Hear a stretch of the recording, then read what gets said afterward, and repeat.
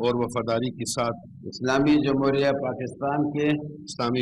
पाकिस्तान के दस्तूर और कानून के मुताबिक अंजाम दूंगा दस्तूर और कानून के मुताबिक अंजाम दूंगा।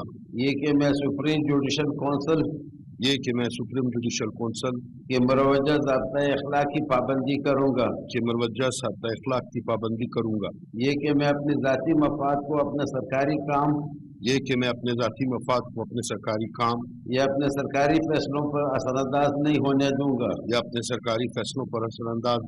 दूंगा। ये कि मैं इस्लामी जमहूरिया पाकिस्तान के दस्तूर को बरकरार रखूंगा और इसका तहफ़्फ़ुज़ और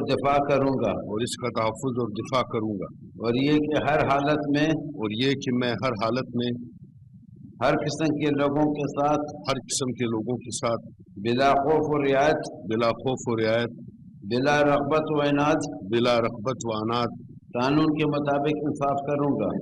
मुताबिक इंसाफ करूंगा। अल्लाह ताला मेरी मदद और रहनुमाई फरमाए। आमीन। आमीन।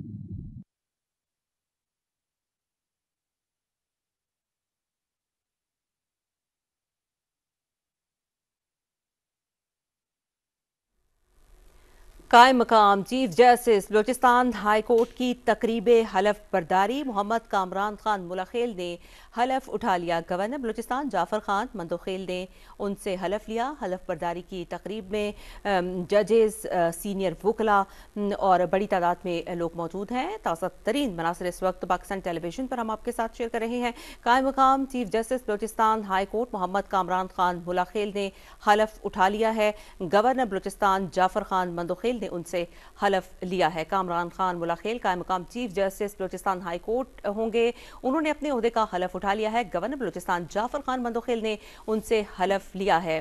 कायम मकाम चीफ जस्टिस बलूचिस्तान की हाई कोर्ट की तकरीब हलफ बर्दारी इस वक्त हम आपके साथ लाइव शेयर कर रहे हैं।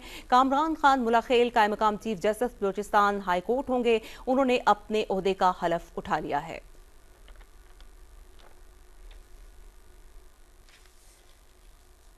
जस्टिस मोहम्मद कामरान खान मुलाखेल ने बलूचिस्तान हाई कोर्ट के चीफ जस्टिस की